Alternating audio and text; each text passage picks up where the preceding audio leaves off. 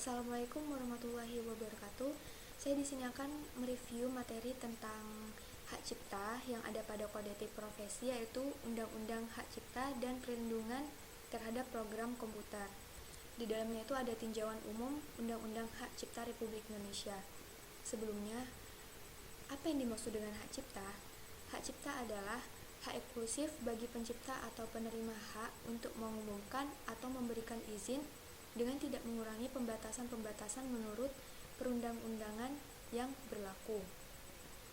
Di dalam hak cipta tersebut terdiri atas hak ekonomi dan hak moral. Hak ekonomi adalah hak untuk mendapatkan manfaat ekonomi atas ciptaan serta produk yang terkait. Hak moral adalah hak yang melekat pada diri pencipta atau pelaku yang tidak dapat dihilangkan atau dihapus tanpa alasan apapun, walaupun hak cipta atau hak terkait telah dialihkan.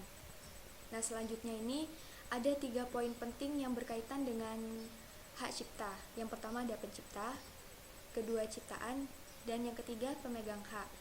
Yang pertama, pencipta itu adalah seorang atau beberapa orang yang secara bersama-sama atas inspirasinya melahirkan suatu ciptaan berdasarkan kemampuan pikirannya ke dalam bentuk yang khas dan bersifat pribadi. Yang kedua, ciptaan adalah hasil setiap karya pencipta yang menunjukkan keaslian dalam lapangan ilmu pengetahuan, seni, ataupun sastra. Yang ketiga, ada pemegang hak cipta, yaitu pencipta sebagai pemilik hak cipta atau pihak yang menerima hak tersebut, dan pencipta atau hak lain yang menerima hak lebih lanjut dari pihak yang menerima hak tersebut. Selanjutnya ada fungsi dan sifat hak cipta.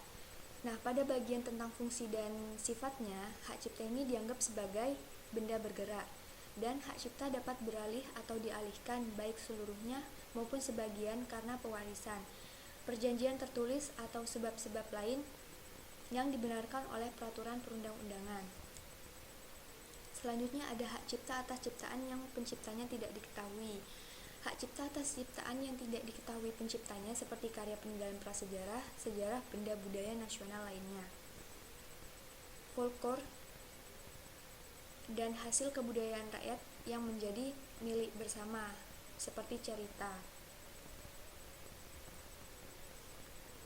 Ada jenis ciptaan yang dilindungi. Dalam undang-undang, ciptaan yang dilindungi adalah ciptaan dalam bidang ilmu pengetahuan, seni, dan sastra yang mencangkup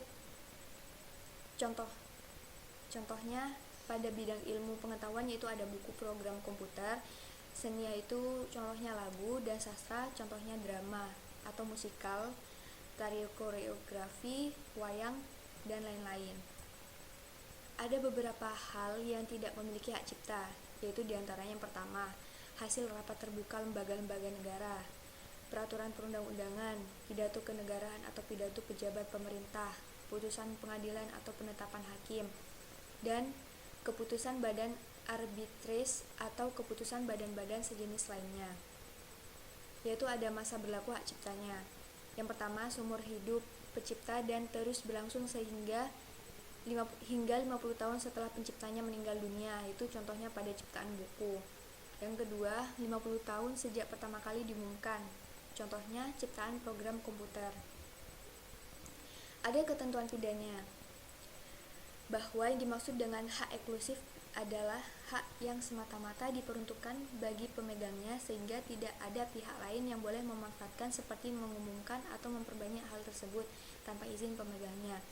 Itu ada dalam undang-undang yang berbunyi, barang siapa dengan sengaja dan tanpa hak melakukan perbuatan sebagaimana yang dimaksud di atas dapat dipidana dengan pidana penjara masing-masing paling singkat 1 bulan dan atau denda paling sedikit 1 juta atau pidana penjara paling lama 7 tahun penjara dan denda paling banyak 5 miliar.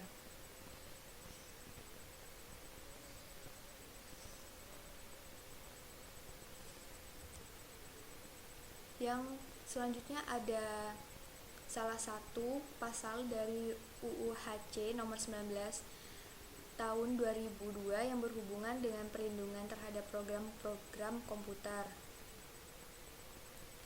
yaitu pasal 1 ayat 8 tentang definisi program komputer. Nah, program komputer ini adalah sekumpulan instruksi yang diwujudkan dalam bentuk bahasa, kode, skema, atau bentuk lain, yang apabila digabungkan dengan media yang dapat dibaca dengan komputer akan mampu membuat komputer bekerja untuk melakukan fungsi-fungsi khusus atau untuk mencapai hasil yang khusus, termasuk persiapan dalam merancang instruksi-instruksi tersebut. Perlukah kita mendaftarkan hak cipta kepada Direktorat Jenderal Hak Cipta yang berkaitan dengan program perangkat lunak komputer?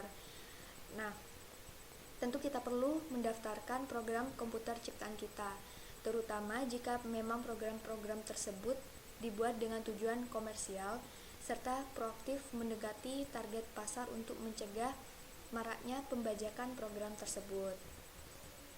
Ada teknik pendaftarannya. Dalam UU dijelaskan tata cara pemberian lisensi pemanfaatan hak cipta yang diantaranya adalah program komputer, yaitu Direktorat Jenderal menyelenggarakan pendaftaran ciptaan dan dicatat dalam daftar umum ciptaan. Daftar umum ciptaan tersebut dapat dilihat oleh setiap orang tanpa dikenai biaya. Setiap orang dapat memperoleh untuk dirinya sendiri suatu petikan dari daftar umum ciptaan tersebut dengan dikenai biaya. Dan ketentuan tentang pendaftaran sebagaimana dimaksud pada ayat 1 tidak merupakan kewajiban untuk mendapatkan hak cipta. Ada pelanggaran hak cipta, yaitu salah satu contohnya adalah downloading ilegal. Downloading ilegal ini adalah melakukan download terhadap sebuah program komputer dari internet dengan tidak mematuhi kaidah yang tertera pada lisensi download. Nah, ada upaya mengatasi pelanggaran hak cipta, yaitu membangun budaya masyarakat untuk menghargai hasil karya orang lain. Pemerintah, baik instansi yang terkait sepakat untuk secara bersama-sama memerangi pembajakan terhadap karya-karya intelektual. Alternatif lain untuk menggunakan program yang memiliki lisensi open source. Dibuatnya undang-undang oleh pemerintah tentang hak cipta. Dibentuknya tim nasional pelanggaran haki oleh pemerintah yang merumuskan kebijakan nasional dalam menanggulangi pelanggaran hak cipta. Melaporkan pelanggaran undang-undang haki ke pihak yang berwenang, serta sanksi pidana yang memberatkan pelaku pelanggaran. Nah, sekian dari penjelasan saya kali ini. Mohon maaf jika ada salah kata, salah ucapan. Selebihnya mohon maaf. Terima kasih. Wassalamualaikum warahmatullahi wabarakatuh.